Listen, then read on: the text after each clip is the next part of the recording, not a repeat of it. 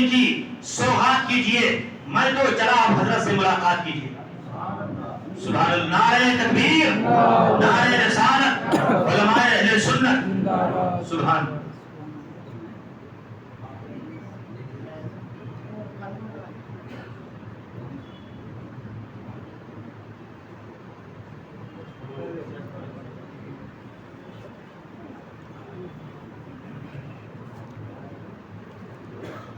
السلام علیکم ورحمۃ اللہ وبرکاتہ.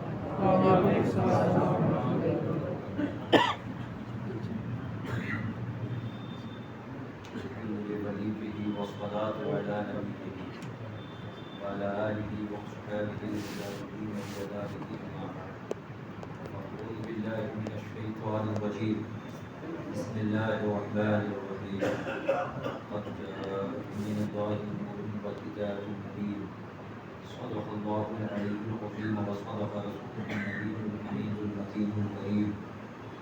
ونحن على ذلك لمن الشاهدين والشاكرين والحمد لله رب العالمين. سب سے پہلے اپنی اور ساری کائنات کے مرکز عقیدت گنبد خدا کی رکھی سرور دنیا مدین رحمت عالم نور مجسم صلی اللہ علیہ وسلم کی بارگاہ بے کس پناہ میں درود شریف کا ہدیہ پیش کریں.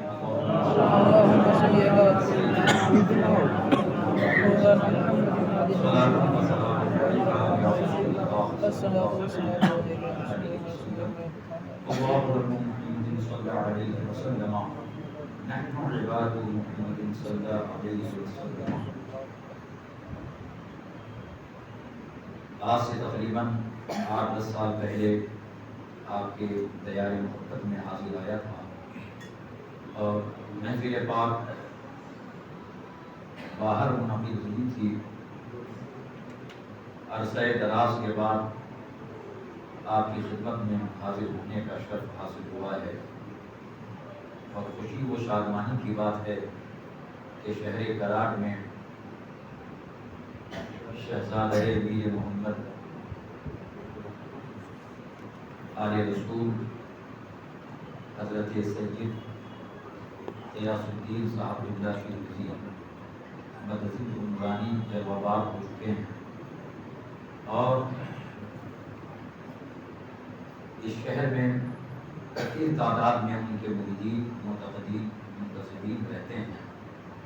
اللہ تبارک و تعالیٰ حضور غیاث ملت کے سائے کو ہم غربائے اہل سنت کے تابع قائم فرمائے.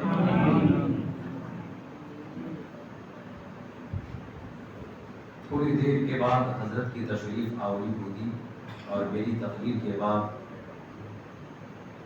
حضرت کے دعائیہ کلمات سے ہم اور آپ مستفید ہوں گے اور اپنے اپنے قلوب کو مستنیر فرمائیں گے. اللہ کے پیارے حبیب سرور کائنات مفخر موجودات جان عالم جان کائنات نے ارشاد فرمایا. امام سخاوی رضی اللہ تبارک و تعالی عنہ اپنی کتاب القول البدیع صفحہ 156 پر ایک حدیث پاک نقل فرماتے ہیں کہ آقا کائنات نے ارشاد فرمایا ما من مسلم یسلم علی فی شرق ولا فی غرب الا وانا وملائکۃ ربی علیہ السلام او کما قال النبی صلی اللہ علیہ وسلم. جو بھی مسلمان شرق سے یا غرب سے پورب سے یا پچھم سے کہیں سے بھی میری بارگاہ میں سلام پڑھتا ہے تو میں اور میرے رب کے فرشتے ان کے سلام کا جواب دیتے ہیں. ہمارے آقا فرماتے ہیں کہ جو غلام کہیں سے بھی سلام پیش کرے تو میں بھی ان کے سلام کا جواب دیتا ہوں اور جو میری بارگاہ میں خدمت کے معمور فرشتے ہیں وہ بھی میرے غلام کے سلام کا جواب دیا کرتے ہیں. اب اس حدیث پاک سے یہ عقیدہ ظاہر ہوا کہ ہمارے آقا سرور کائنات جان عالم زندہ ہیں اور ایسی زندگی کے ساتھ ہیں کہ قریب کی آواز کو بھی سنتے ہیں, دور و دراز کی آواز کو بھی سمجھتے ہیں. پھر وہ بدعقیدگی جو وہابیہ اور دیابنا جن کا کہ مشہور نام تبلیغی جماعت یا دیوبندی وغیرہ ہے, یہ جو بدعقیدگی پھیلائے ہوئے ہیں کہ معاذ اللہ اللہ کے نبی سرور کائنات مر کر مٹی میں مل گئے، اس بدعقیدگی کے پراگچے اسی حدیث پاک سے اڑ جاتے ہیں کہ میرے آقا سرور کائنات اپنی زندگی کا اعلان فرماتے ہیں اور فرماتے ہیں کہ میں اپنے غلاموں کے سلام کا جواب دیتا ہوں، جواب وہی دے گا جو زندہ ہوگا اور آواز کو سنا کرے گا۔ میرے سرکار مدینے کے تاجدار نے فرمایا میں سلام کا جواب دیتا ہوں، اور اسی عقیدے کو بریلی کے تاجدار ظاہر فرماتے ہیں اور فرماتے ہیں دور و نزدیک کے سننے والے وہ کان، دور و نزدیک کے سننے والے وہ کان لالے کرامت کے لاکھوں سلام۔ حضرت شیخ عبدالحق محدث دہلوی رضی اللہ تعالی عنہ اپنی مشہور زمانہ کتاب تفسیر عزیزی پارہ عام کے اندر صفحہ 96 پر ایک حدیث پاک لکھتے ہیں کہ میرے سرکار مدینے کے تاجدار نے ارشاد فرمایا کہ جب میں اپنی آذر مکرمہ سیدہ آمنہ کے شکم اطہر میں جلوگر تھا اور لوح محفوظ پہ قلم جب چلتا تھا تو میں اس قلم کے چلنے کی آواز کو اپنی ماں کی شکم میں سنا یہ پتا تھا کہ وہ نبی جو اپنی والدہ مکرمہ کی شکم اطہر میں رہ کر آسمان کے اوپر لوح محفوظ پر چلنے والے قلم کی آواز کو سنتے ہیں، تو کیا وہ زمین پر رہ کر اپنے غلاموں کی آواز کو نہیں سنتے ہیں؟ میرے آقا ضرور ہماری آواز کو سنا کرتے ہیں۔ اب وہ اعتراض کہ یہ وہابیہ کہتے ہیں کہ یہ بریلوی ان کے دماغ کو کیا ہو گیا ہے کہ صبح سویرے یا نبی سلام علیہ، یا رسول سلام علیہ، یا حبیب سلام علیہ، یہ سلام صبح سویرے نبی پاک کو مخاطب کر کے پیش کرتا ہے۔ کیا نبی پاک ان کی آواز کو سنتے ہیں؟ تو ان دونوں احادیث کریمہ سے ثابت ہوا کہ ہم سنیوں بریلویوں کی آواز کو ہمارے آقا ضرور سنتے ہیں، ہمارے نبی ہمارے سلاموں کا جواب دیتے ہیں، اور یہ بھی ثابت ہوا کہ میرے آقا زندہ ہیں، میرے آقا ایسے زندہ ہیں کہ صاحب ابن ماجہ اپنی ابن ماجہ صفحہ 118 اور مشکاہ شریف صفحہ 121 کی حدیث پاک ان ابی الدرداء قال رسول اللہ صلی اللہ علیہ وسلم ان اللہ حرم علی الارض ان تأکل اجساد الانبیاء فنبی اللہ حی یؤذخ۔ حضرت ابو الدرداء صحابی رسول روایت کرتے ہیں کہ نبی پاک ختم معاد صلی اللہ علیہ وسلم نے ارشاد فرمایا کہ بے شک اللہ نے زمین پر نبیوں کے جسم کو کھانا حرام قرار دے دیا ہے، فنبی اللہ حی، تو اللہ کے نبی زندہ ہیں۔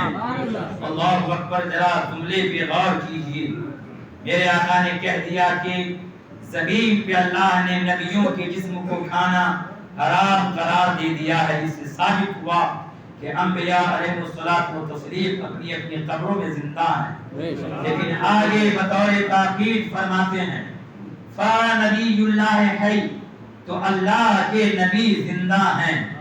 یہاں سے اور آگے نبی فرماتے ہیں ایسے زندہ ہیں یرزق، کہ انہیں رزق بھی دیا جاتا ہے، جیسے تم زمین پہ رہ کے کھاتے ہو، پیتے ہو، چلتے ہو، پھرتے ہو، اور متلذذات سے تم مستفید ہوتے ہو، انبیاء علیہ السلام اپنی قبروں میں ایسے زندہ ہیں کہ اللہ تعالیٰ انہیں بھی رزق عطا فرماتا ہے۔ کیسے رزق دیتا ہے؟ امام زرقانی شریف جو کہ مواہب لدنیہ کی شرح ہے، جلد نمبر 5 صفحہ 333 پر یہ حدیث ہے، اسے آپ ملاحظہ کریں۔ فرماتے ہیں الانبیاء والشہداء یأکلون فی قبورہم ویشربون ویصلون ویصومون ویحجون۔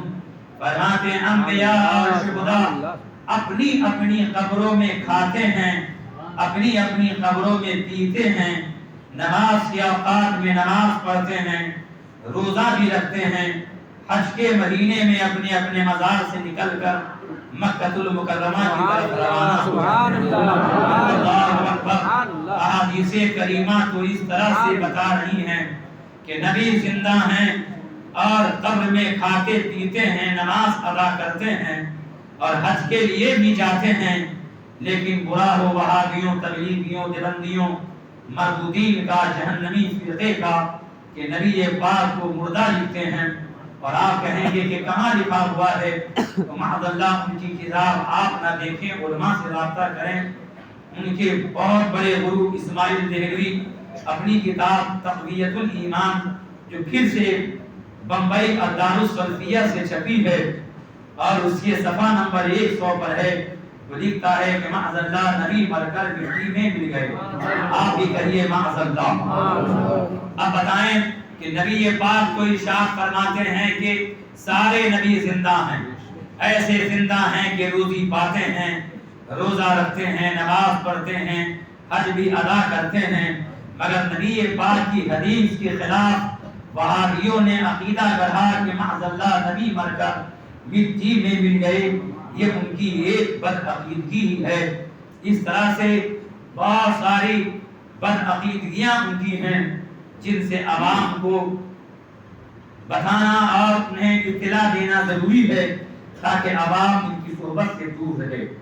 علماء پہ فرض ہے کہ باطلوں کا رد کرے، اور اعلیٰ حضرت عظیم البرکت نے فرمایا کہ تمام فرائض میں اہم فرض ہے بدعقیدوں کا رد کرنا، تمام فرائض میں اہم فرض ہے۔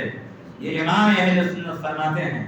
لیکن اس زمانے میں اگر عالم دین رد کرے، مسجد کے ائمہ رد کریں تو عوام ہے، کمیٹی والے ہی مخالف ہو جاتے ہیں اور ان کے پیچھے پڑ جاتے ہیں کہ اب ان کا پیٹ بھر گیا ہے، ان کو اب رخصت کرنا پڑے گا۔ ہم ایک شہر میں رہتے ہیں، یہ باہر سے آ کر ہم لوگوں میں اختلاف اور اختلاف مچا رہے ہیں، جبکہ ایسا نہیں ہے۔ یہ اختلاف آج کا نہیں ہے، بلکہ میرے آقا سرور کائنات مفخر موجودات جان عالم کی حدیث پاک سنیے۔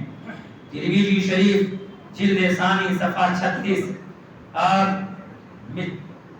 صفحہ ترمذی شریف صفحہ 89 پر، اور یہی حدیث پاک باب الاعتصام بالکتاب والسنت مشکاۃ شریف کے اندر موجود ہے۔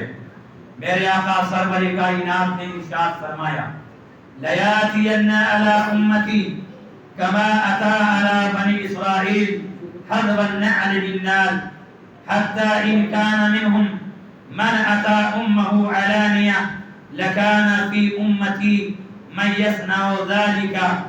میرے آقا سرور کائنات ارشاد فرماتے ہیں میری امت پر ضرور ایسا زمانہ آئے گا، علماء موجود ہیں یہاں پہ لام تاکید کے لیے اور نون ثقیلہ بھی تاکید کے لیے ہے۔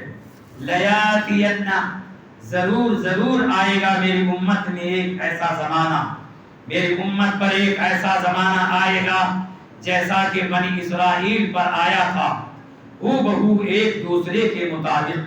یہاں حذو النعل بالنعل ہے، نعل کے معنی ہوتا ہے جوتا، جیسے داہنے پیر کا جوتا جس طرح لمبا چوڑا ہوتا ہے ویسے ہی بائیں پیر کا بھی ہوتا ہے، نہ ایک انچ کوئی بڑا ہوتا ہے نہ دوسرا چھوٹا ہوتا ہے، دونوں پیر کی جوتیاں ایک دوسرے پیر کے برابر ایک سائز کی ہوتی ہے۔ میرے آقا نے وہی مثال دیتے ہوئے فرمایا بالکل ایسے ہی جیسے بنی اسرائیل کے زمانہ آیا تھا، میری امت پہ بھی ضرور ایسا زمانہ آئے گا۔ اگر بنی اسرائیل میں کوئی ایسا بدنصیب ہوا ہوگا جس نے اپنی ماں کے ساتھ علانیہ بدفعلی کی ہوگی، زنا کیا ہوگا، تو میری امت میں ضرور ایسا بدنصیب ہوگا جو اپنی سگی ماں کے ساتھ زنا کرے گا، بدفعلی کرے گا۔ اور میرے آقا آگے فرماتے ہیں جو مجھے سنانا مقصود ہے، فرمایا آقا علیہ السلام نے وَإِنَّ بَنِي إِسْرَائِيلَ تفرقت على 72 ملة وتفترق أمتي على 73 ملة كلهم في النار إلا ملة واحدة قالوا من هي يا رسول الله قال ما أنا عليه وأصحابي أو كما قال النبي صلى الله عليه وسلم۔ سرور کائنات فرماتے ہیں اور بنی اسرائیل 72 فرقوں میں بٹ گئی اور میری امت 73 فرقوں میں تقسیم ہو جائے گی. کلہم فی النار الا ملۃ واحدہ، ایک جماعت کے سوا سارے فرقے والے 72 کے 72 جہنم میں جائیں گے.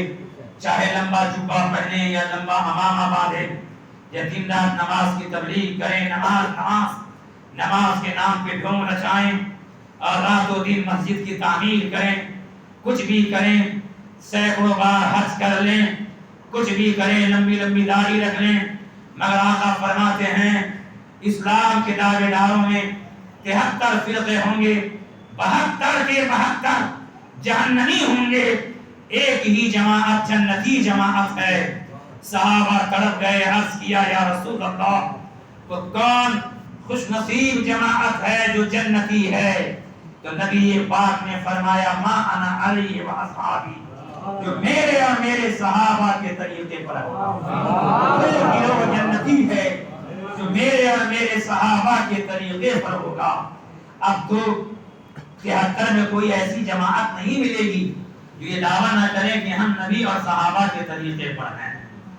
اہل حدیث نام نہاد اہل حدیث، جبکہ یہ اصل میں اہل حدیث ہیں، جیسا کہ محدث کبیر فرماتے ہیں. یہ غیر مقلدین دعوے دار ہیں کہ ہم نبی اور صحابہ کے طریقے پر ہیں. وہابیہ دعوے دار ہیں کہ ہم نبی اور صحابہ کے طریقے پر ہیں. دیوبندی، چکرالوی، شیعہ، رافضی یہ سب کے سب دعوے دار ہیں کہ ہم نبی اور صحابہ کے طریقے پر ہیں. اب بتاؤ کیسے پتا چلے گا کہ 73 میں کون نبی اور صحابہ کے طریقے پر ہے؟ کیسے پتا چلے گا کہ 73 میں جنتی گروہ کون ہے؟ کیسے پتا چلے گا کہ جنت میں جانے والی جماعت کون ہے؟ تو شیخ عبدالحق محدث دہلوی اس حدیث پاک کو لکھنے کے بعد اشیۃ الامات شرح مشکات جلد نمبر 1 میں فرماتے ہیں کہ ہر فرقہ یہ دعوے دار ہے کہ ہم نبی اور صحابہ کے طریقے پر ہیں، مگر صرف دعویٰ کرنے سے کام نہیں چلے گا، اس کے لیے دلیل کی ضرورت ہے. ثبوت پیش کرنا ہوگا کہ وہ کون سی جماعت ہے جو نبی اور صحابہ کے طریقے پر ہے. دلیل کی ضرورت ہے. اور آگے فرماتے ہیں کہ جتنی کتابیں دنیا کے اندر موجود ہیں، قرآن کی تفاسیر ہیں یا حدیث کی کتابیں ہیں، امام مالک کی کتاب سے لے کر موطا امام محمد، مسند عبدالرزاق سے لے کر امام بخاری کی بخاری شریف اور امام مسلم کی مسلم شریف، صحاح ستہ اور تمام کتابیں جمع کی جائیں اور تتبع و تلاش کی جائے اور تحقیق کی جائے کہ 73 جماعت میں کون سی جماعت جنتی ہے اور وہ فرقہ ناجیہ ہے، تو جواب ملے گا جیسا کہ مواقف کے اندر ہے. فرقہ ناجیہ اہل سنت و جماعت ہم، جو نجات پانے والا گروہ ہے، جو جنت میں جانے والی جماعت ہے، اس کا نام اہل سنت و جماعت ہوگا اور اسی کو آج پہچان کے لیے مسلک اعلیٰ حضرت کے نام سے تعبیر کیا جاتا ہے. فرماتے ہیں شیخ عبدالحق محدث دہلوی کہ فرقہ ناجیہ اہل سنت و جماعت ہم، فرقہ ناجیہ نجات پانے والا گروہ اہل سنت و جماعت ہے. اب یہاں دیکھ لیجئے کہ حضور نے 72 کو ایک طرف رکھا، ترازو کے ایک پلے میں 72 کو اور ایک جنتی گروہ کو ایک پلے میں رکھا. حق اہل سنت کی حقانیت کی یہی پہچان ہے کہ سنیوں کا کبھی بھی کسی سے جمے گا نہیں. 72 میں سے کسی جماعت سے کبھی بھی سنی بریلوی کا پردہ نہیں ہے، نہ تو غیر مقلد سے، نہ تو شیعہ رافضی سے، نہ تو تبلیغی جماعت سے، نہ وہابی گروہ سے. 72 کے 72 ان میں سے کسی سے بھی سنی بریلوی کا اتفاق اور اتحاد کبھی بھی نہیں ہو سکتا. اور بڑی بڑی اجتماع گاہ ہو جائے، محفلیں منعقد ہو جائیں، 72 میں سے اکثر گروہ ایک ساتھ بیٹھ جاتے ہیں، وہاں صرف ایک جماعت نہیں ہوتی ہے، وہ سنی بریلوی جماعت ہے. اور یہی پہچان ہے حق کی کہ سنی ہی 73 میں جنتی جماعت ہے، کہ یہ 72 میں سے کسی سے نہ تو یہ جماعت سلام کرتی ہے، نہ ان کے پاس بیٹھنا جائز سمجھتی ہے، نہ ان کے گھر میں شادی بیاہ کرتی ہے، نہ یہ جماعت ان سے سلام و کلام کرتی ہے۔ یہی حقانیت کی پہچان ہے، یہ جنتی گروہ ہونے کی علامت ہے۔ اور اس کے علاوہ اگر غور کریں گے تو آپ کو پتہ چل جائے گا کہ 73 میں اہل سنت و جماعت جس کو پہچان کے لیے زمانے میں مسلک اعلیٰ حضرت کے نام سے تعبیر کرتے ہیں، یہ حق جماعت ہے، یہ حق مذہب ہے۔ اس کی آپ تتبع اور تلاش کریں گے کہ حق کیوں ہے تو پتہ چلے گا کہ ہم سنیوں کا عقیدہ ہے کہ ہمارے نبی سرور کائنات غیب کا علم رکھتے ہیں، میرے آقا غیب جانتے ہیں، حضور سرور کائنات حاضر و ناظر ہیں، میرے آقا سرور کائنات مخبر موجودات سراپا نور ہیں، اللہ نے اپنے نور سے اپنے محبوب کے نور کو بنایا۔ میرے آقا سرور کائنات زندہ ہیں، جب میرے آقا سرور کائنات آج بھی زندہ ہیں، قیامت تک زندہ رہیں گے، یہ ہم سنیوں کا عقیدہ ہے۔ مگر اس کے برخلاف وہابیوں اور دیوبندیوں تبلیغیوں کا عقیدہ ہے کہ نبی مر کر مٹی میں مل گئے۔ ہمارا عقیدہ ہے کہ نبی غیب جانتے ہیں، وہابیوں کا عقیدہ ہے کہ نہیں، نبی کو غیب نہیں معلوم۔ یہاں تک کہ وہابیوں کا ایک ملا اور ان کا ایک گرو گھنٹال جس کا نام خلیل احمد امبیڈکری ہے، اس نے اپنی کتاب براہین قاطعہ صفحہ 121 پر اور صفحہ 122 پر لکھا، اور اس میں تائید رشید گنگوہی کی بھی ہے۔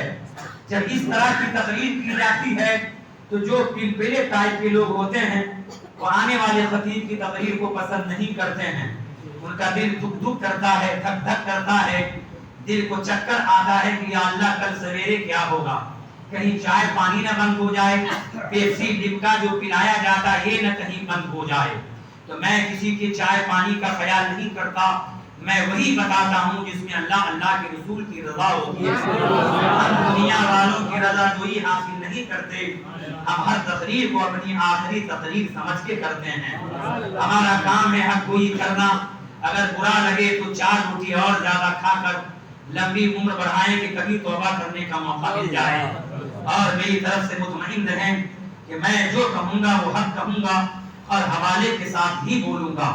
علماء کرام موجود ہیں، ائمہ موجود ہیں، مفتیان اعظام جلوہ گر ہیں، ذمہ داروں کی محفل ہے، اور خاص طور سے اس محفل پاک کو سرپرستی سرکار غیاث ملت کی حاصل ہے۔ حضور غیاث ملت کوئی معمولی شخصیت کا نام نہیں ہے، بلکہ آپ ان کو جانتے ہیں، اور میں نے کالپی شریف کے تعلق سے ایک کتاب لکھی ہے جس کا نام تذکرہ اولیاء کالپی ہے۔ میں نے ہی اس کتاب کو ترتیب دیا، اور جو کتاب مخطوطہ جو موجود تھا قلمی نسخہ، میں نے ہی ان نسخہ جات سے ان ساری باتوں کو جمع کیا اور تذکرہ اولیاء کالپی کے نام سے اس کتاب کو میں نے تحریر کیا۔ ہماری اور بھی بہت ساری کتابیں ہیں۔ ہمارے پیر و مرشد حضرت تاج الشریعہ نے ایک ہی مجلس میں 3 کتابوں کا اجرا فرمایا تھا، جس کا نام عظمت اولیاء، ایک کا نام تذکرہ غوث اعظم اور ایک کا نام کرامت اعلیٰ حضرت ہے۔ الحمدللہ یہ ناچیز بھی کچھ نہ کچھ لکھ لیتا ہے، آپ لوگوں کی دعاؤں سے، حضور تاج الشریعہ کی نگاہ عنایت سے، حضرت غیاث ملت کی شفقت سے۔ حضرات محترم، میں یاد کر رہا تھا کہ ہم سنیوں کا عقیدہ ہے کہ نبی غیب جانتے ہیں، مگر وہابیوں کا امام اپنی کتاب براہین قاطعہ صفحہ 121 پر لکھتا ہے کہ یہ معاذ اللہ، پہلے ہی کہہ دیں معاذ اللہ، لکھتا ہے کہ نبی کو دیوار کے پیچھے کا بھی علم نہیں ہے۔ اللہ اکبر، غور کریں کتنی بڑی گستاخی ہے حضور پاک کی۔ اور صفحہ 122 پر لکھتا ہے کہ ملک الموت اور شیطان کو حضور سے زیادہ علم ہے۔ یہی بات ہے کہ جو جس کا ہوتا ہے اسی کا گن گاتا ہے۔ ہم محبوب رحمان کے غلام ہیں تو حبیب رحمان کے گن گاتے ہیں، اور یہ شیطان کے غلام ہیں تو شیطان کی تعریف کرتے ہیں۔ وہابیہ دیوبندیہ شیطان کے چکر میں ہیں، اس لیے شیطان خوبیاں بیان کرتے ہیں، اور ہم محبوب رحمان کے غلام ہیں اس لیے محبوب رحمان کی خوبیاں بیان کرتے ہیں۔ میرے آقا سرور کائنات کو کتنا علم حاصل ہے، اللہ نے کتنا علم دیا. قرآن کا چھٹا پارہ اٹھا کر دیکھیے, اللہ فرماتا ہے وَعَلَّمَكَ مَا لَمْ تَكُنْ تَعْلَمْ وَكَانَ فَضْلُ اللَّهِ عَلَيْكَ عَظِيمًا. اے محبوب, جو کچھ تم نہیں جانتے تھے وہ سب کچھ اللہ نے تمہیں سکھلا دیا, اور اللہ کا تم پہ بڑا فضل ہے. اے سنیوں, اگر تمہیں زیادہ علم نہیں ہے تو گھبراؤ مت. یہ وہابی کبھی کہے گا کہ حضرت عائشہ کا ہار سفر میں غائب ہو گیا اور حضور نے صحابہ سے ٹھٹوایا اور اونٹنی کے نیچے ملا. اگر حضور کو غیب ہوتا تو پہلے ہی بتا دیتے کہ اونٹنی کے نیچے ہے. کتے کا پلہ چارپائی کے نیچے بیٹھا تھا, جبریل اندر نہیں آ رہے تھے. حضور بار بار بلا رہے تھے مگر جبریل نہیں آ رہے تھے. بعد میں حضور نے پوچھا کیوں نہیں آتے ہو, تو جبریل نے کہا کہ ہم فرشتے جہاں کتے ہوں وہاں آتے نہیں. تب حضور نے چارپائی کے نیچے سے کتے کے پلے کو بھگایا. اگر نبی کو غیب ہوتا تو پہلے ہی بھگا دیتے تاکہ جبریل اندر آ جاتے. اس طرح کے اعتراضات لے کر وہابی آپ کے سامنے آئیں گے. آپ گرچہ جواب نہ دے پائیں تو آپ کہیے کہ اے وہابی, اے نبی پاک کا دشمن, تو پہلے فہرست بنا لے, لکھ دے کہ نبی کو تمہارے عقیدے کے مطابق کیا کیا نہیں معلوم ہے. جب وہ لکھ دے کہ حضور کو یہ نہیں معلوم, حضور کو وہ نہیں معلوم, بارش کب ہوگی یہ نہیں معلوم, پیٹ میں کیا ہے حضور کو یہ نہیں معلوم, کون سی جان کل کیا کرے گی یہ نہیں معلوم, کون کہاں مرے گا یہ نہیں معلوم, قیامت کب آئے گی حضور کو یہ نہیں معلوم, پوری فہرست وہ بنا لے تو آپ جواب میں نیچے خالی یہی ایک آیت لکھ دینا وَعَلَّمَكَ مَا لَمْ تَكُنْ تَعْلَمْ وَكَانَ فَضْلُ اللَّهِ عَلَيْكَ عَظِيمًا. تم تو یہ کہتے ہو نبی کو یہ نہیں معلوم, نبی کو وہ نہیں معلوم, اور نبی کا خدا اعلان کرتا ہے وَعَلَّمَكَ مَا لَمْ تَكُنْ تَعْلَمْ. اے محبوب, تم جو کچھ نہیں جانتے تھے میں نے وہ سب کچھ تمہیں سکھلا دیا ہے. اللہ کا تم پہ بڑا فضل ہے. اللہ تو کہہ رہا ہے محبوب تم جو نہیں جانتے تھے وہ سب میں نے سکھلا دیا. اور وہابی کہتا ہے نبی کو یہ نہیں معلوم, نبی کو وہ نہیں معلوم. گویا وہابی صرف نبی میں عیب نہیں نکالتا بلکہ اللہ تعالیٰ کے پڑھانے میں عیب نکالتا ہے, اللہ کے سکھانے میں عیب نکالتا ہے. گویا وہابیوں کی بدعقیدگی ہے کہ اللہ نے اپنے نبی کو صحیح سے سکھلایا نہیں. رب تو دعویٰ کر رہا ہے, اعلان کر رہا ہے کہ میں نے اپنے محبوب کو سب کچھ سکھلا دیا, لیکن وہابی کہتے ہیں نبی کو یہ نہیں معلوم, نبی کو وہ نہیں معلوم. یہ وہابی دیوبندی نبی پاک کے بھی دشمن ہے اور خدائے پاک کے بھی دشمن ہے. یہ قرآن کے بھی مخالف ہیں, حدیث پاک کے بھی مخالف ہے. تبھی تو قرآن کی آیت کریمہ کے ہوتے ہوئے نبی پاک کے علم غیب کا انکار کرتے ہیں. ہاں ایک بات اور بتا دوں, جب یہ آیت کریمہ پیش کی جاتی ہے تو وہابی دیوبندی یہ کہتے ہیں کہ نہیں یہاں مراد مسئلے مسائل ہے, یعنی جو حضور مسئلے مسائل نہیں جانتے تھے اللہ نے وہ مسئلے مسائل سکھلا دیا. یہاں غیب کا کہاں تذکرہ ہے؟ تم زبردستی سنیوں بریلویوں غیب کا معنی کرتے ہو. تو یہاں علماء موجود ہیں, مفتیان کرام موجود ہیں, یہ سب کے سب جلالین شریف پڑھ کر عالم بنے ہیں. ان سے کہیے تو یہ جواب دیں گے. اور وہابیوں کو بھی معلوم ہے کہ وَعَلَّمَكَ مَا لَمْ تَكُنْ تَعْلَمْ وَكَانَ فَضْلُ اللَّهِ عَلَيْكَ عَظِيمًا کے تحت جلالین شریف میں ہے, تفسیر میں ہے اے من الاحکام والغیب, یعنی اللہ نے اپنے محبوب کو احکام اور غیب کا علم بھی عطا فرمایا. یعنی جو کچھ مسئلے مسائل اور غیب حضور نہیں جانتے تھے اللہ نے وہ سب کچھ اپنے محبوب کو سکھلا دیا. تبھی تو پڑھے لکھے تعداد حضرت کہتے ہیں اور کوئی غیب کیا تم سے نہا ہو بھرا, جمنا خدا ہی چھپا, تم پہ کروڑوں کروڑ میرے آقا کو اور کون سا غیب ہے جو نہیں معلوم, جبکہ میرے آقا نے اللہ تعالیٰ کو دیکھا.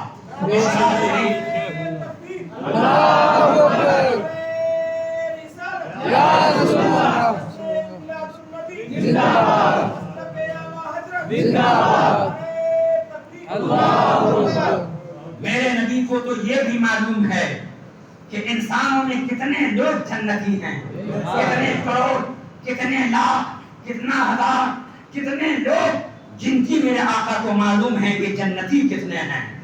جہنمی کتنے ہیں؟ چنانچہ ترمذی شریف جلد ثانی صفحہ 36 پر اور مشکاۃ شریف شروع میں صفحہ 21 پر ہی ہے۔ میرے آقا سرور کائنات کاشانہ نبوت سے باہر تشریف لائے، دونوں ہاتھوں میں 2 کتابیں موجود تھیں۔ میرے سرکار نے پوچھا صحابہ سے، کیا تمہیں معلوم ہے یہ دونوں کتابیں کیسی ہیں؟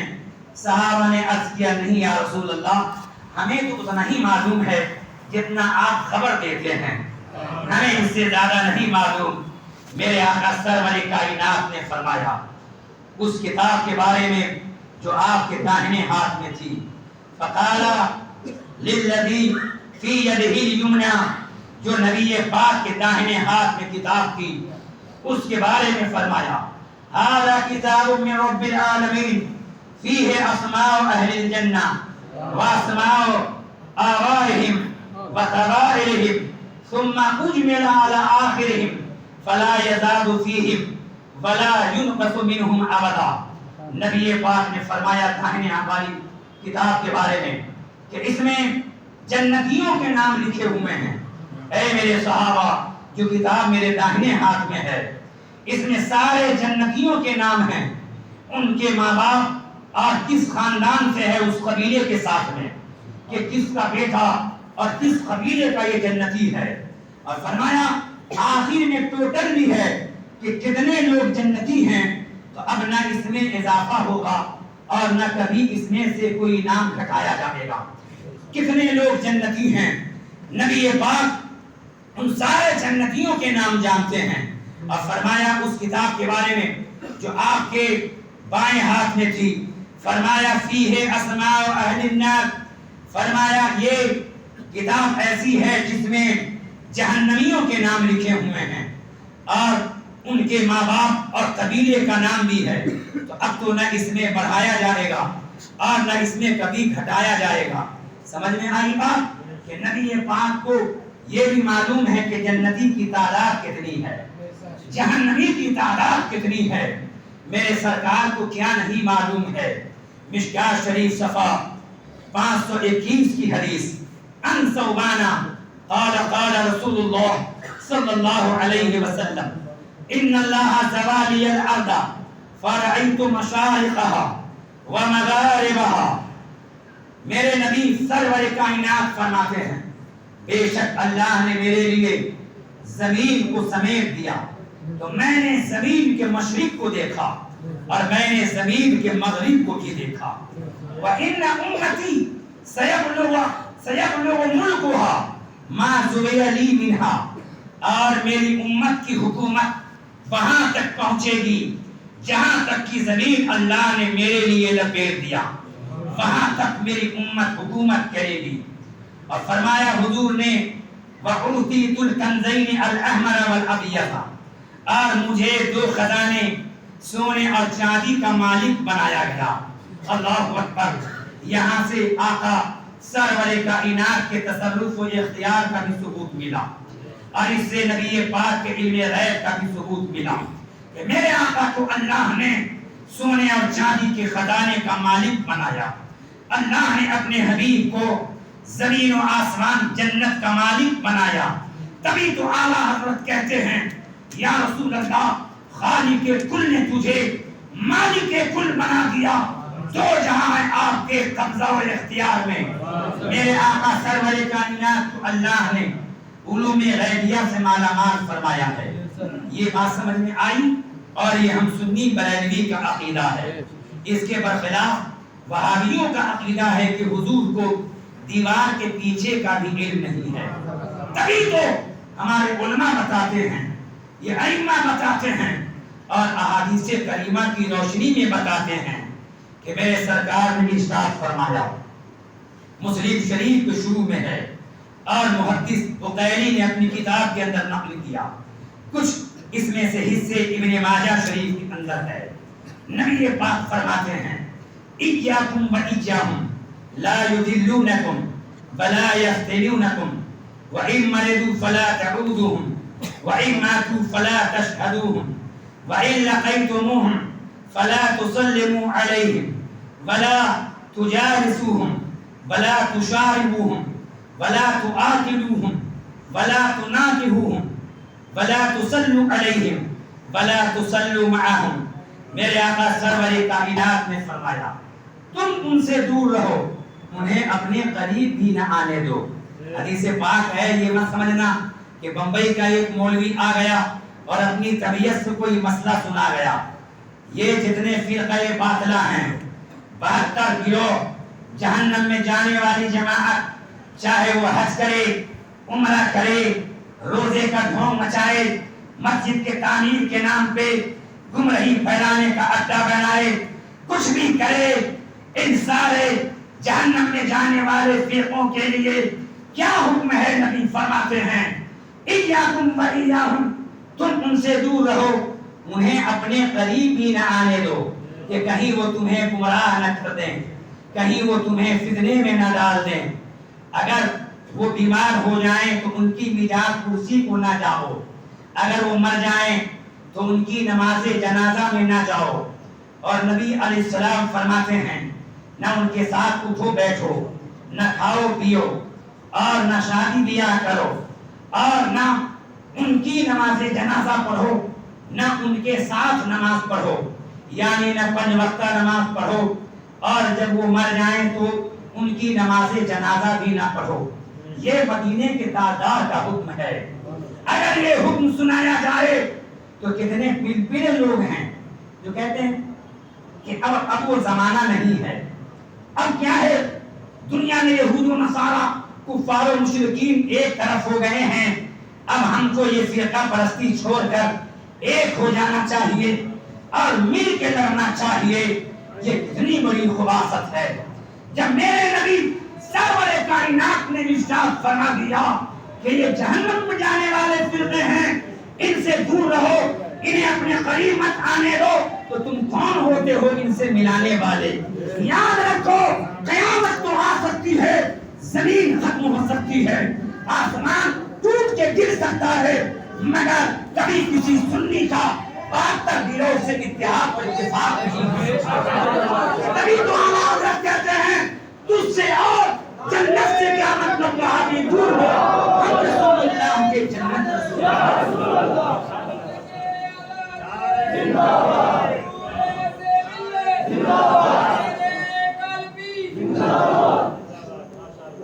ماشاءاللہ، سبحان اللہ. یہ دیکھیں ہمارے اور آپ کے درمیان سرکار غیاث ملت کی جلوہ گری ہو چکی ہے. ہم اور آپ ان کے دیدار سے مشرف ہوں اور فیوضات و برکات حاصل کریں. شیر کالپی جس جگہ تشریف لاتے ہیں وہاں سے صلح کلیت کا خاتمہ ہونے لگتا ہے اور وہابیت کے ایوان میں زلزلہ آ جاتا ہے، کیونکہ حضرت کا وتیرہ ہے اور آپ کا یہ کمال ہے کہ جہاں بھی تشریف لے جاتے ہیں احقاق حق فرماتے ہیں، ابطال باطل کرتے ہیں. یہ نہیں دیکھتے ہیں کہ حکمت ہے، مصلحت ہے، اور حکمت اور مصلحت کے بہانے آج کل نہ جانے کیا کیا کیا جا رہا ہے. حکمت اور مصلحت کو بھی کتنی دقت ہوگی کہ کہاں سے کس مولوی کے حق پہ چل گیا کہ جہاں دیکھو وہاں حکمت اور مصلحت.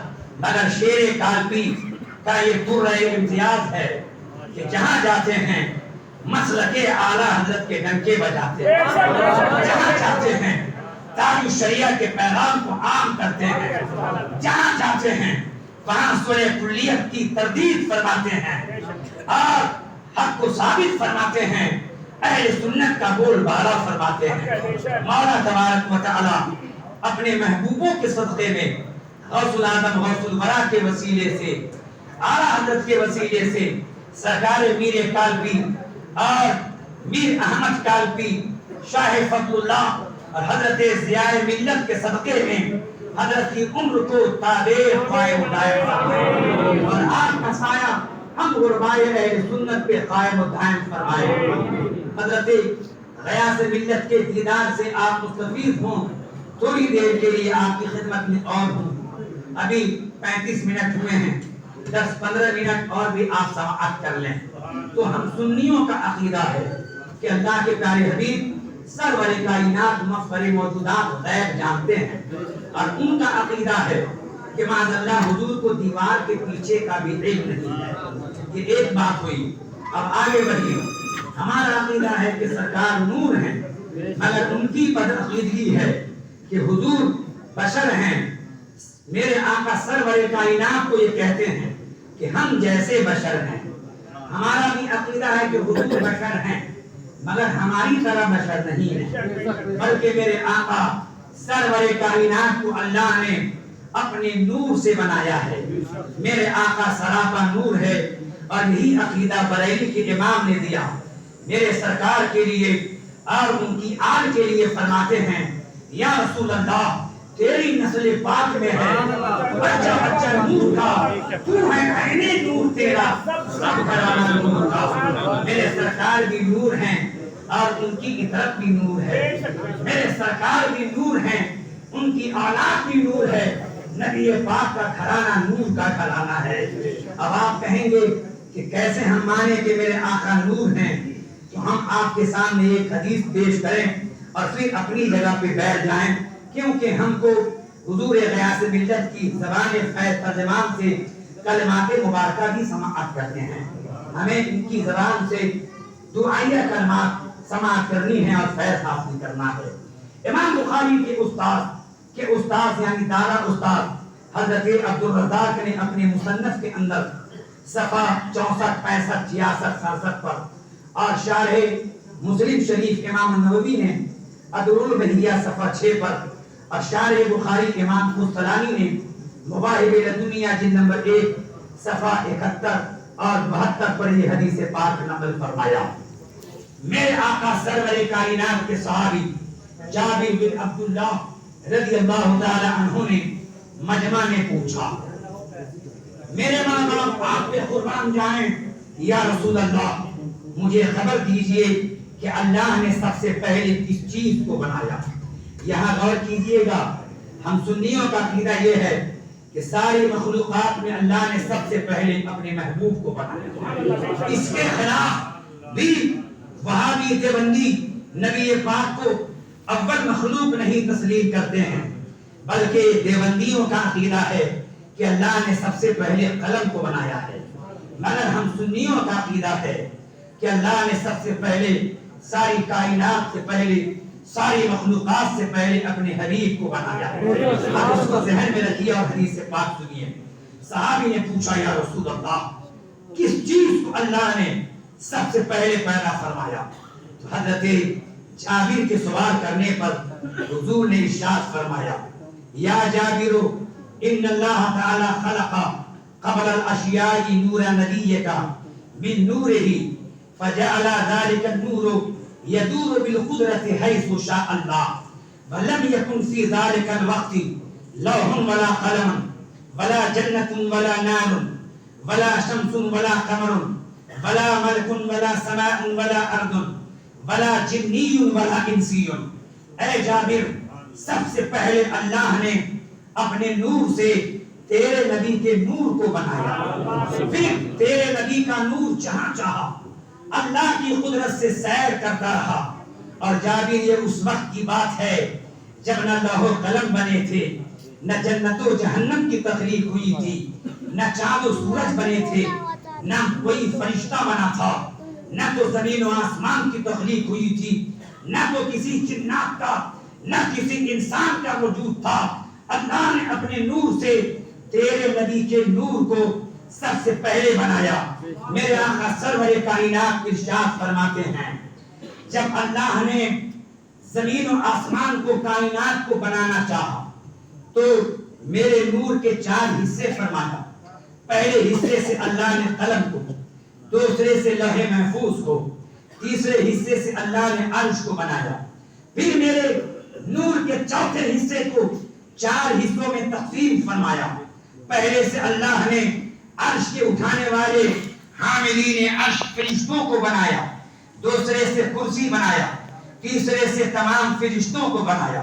پھر میرے نور کے چوتھے حصے کے 4 حصے فرمایا۔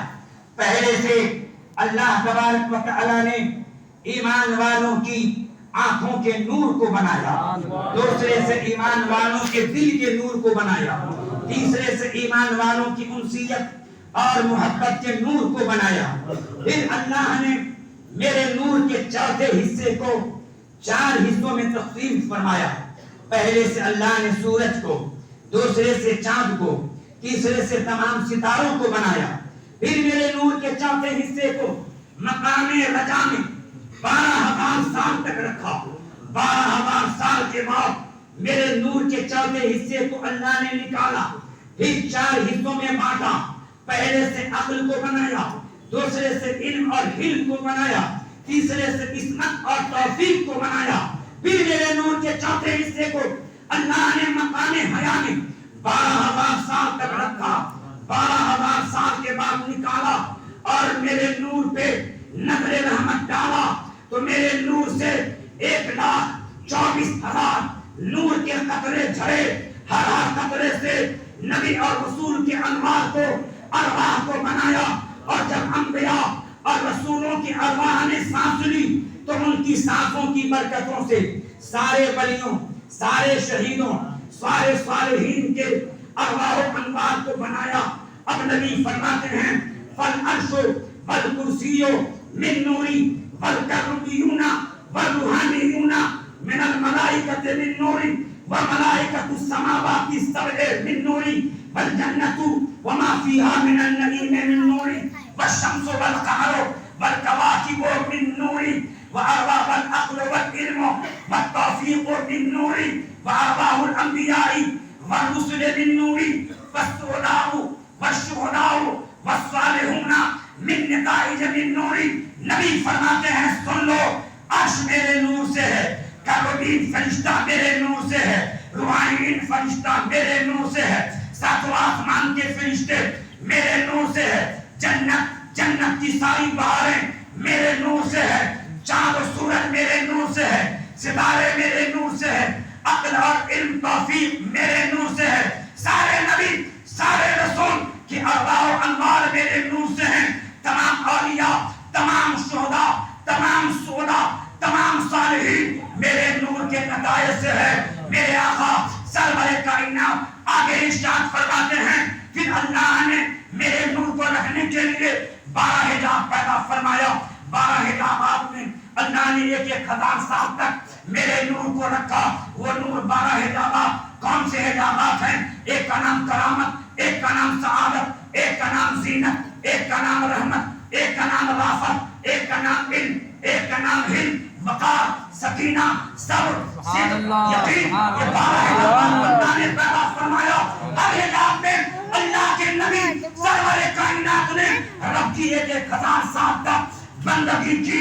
اور میرے آقا فرماتے ہیں جب اللہ نے مجھ کو زمین پر بھیجنا چاہا تو میرے نور کو پاک سے پاک پیٹھوں میں، پاک رحموں سے پاک شکموں میں اللہ مجھے منتقل کرتا رہا، یہاں تک کہ میرا نور حضرت عبداللہ کی پیشانی میں چمکا۔ میرا نور نہ میری ماں والدہ، میری ماں سیدہ آمنہ کے شکمیہ گھر میں جلوہ گر ہوا۔ نبی فرماتے ہیں ثم اخرجنی الی الدنیا فجعلنی سید المرسلین وخاتم النبیین وراحت العاشقین۔ میرے آقا سرور کائنات فرماتے ہیں جب اللہ نے مجھے زمین پر بھیجنا چاہا تو مجھے اللہ نے سید المرسلین بنا کر بھیجا، رحمت للعالمین بنا کر بھیجا، مجھے اللہ نے سید المرسلین بنا کر بھیجا، قائد غر محجلین بنا کر بھیجا۔ اے جابر، تو یہ تھی تمہارے نبی کے نور کی ابتدا۔ میرے آقا سرور کائنات کو اللہ نے سب سے پہلے بنایا۔ یہ ہم سنیوں کا عقیدہ ہے، مگر وہابی کہتے ہیں نا اللہ نے سب سے پہلے قلم کو بنایا۔ ان کی بدعقیدگی آپ کو سمجھ میں آ گئی ہوگی کہ ساری کائنات کو اللہ نے اپنے حبیب کے نور سے ہی بنایا ہے، اپنے حبیب کے نور کو اپنے نور سے بنایا ہے۔ تبھی تو کہنے والے کہتے ہیں فرشتہ تھا، نہ آدم تھے، نہ ظاہر تھا خدا پہلے، بڑے ساری خدائی سے محمد مصطفیٰ پہلے۔ ہمیں اور آپ کو مولا تعالیٰ اپنی رحمت سے مالا مال فرمائے اور اپنے اچھوں کے صدقے میں بد عقیدوں سے دور رہنے کی توفیق عطا فرمائے۔ آج ضرورت ہے اپنے ایمان و عقیدوں کو بچانے کی۔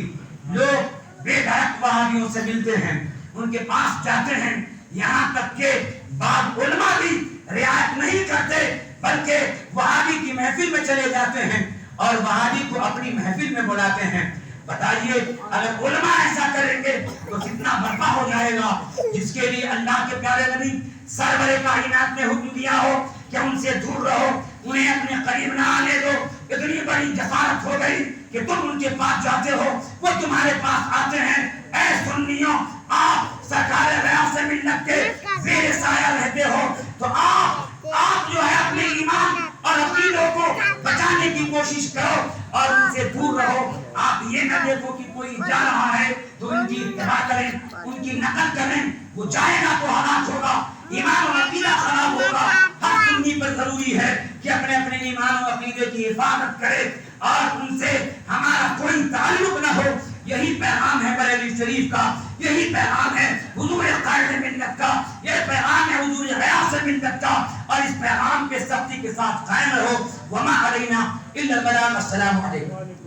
سبحان اللہ.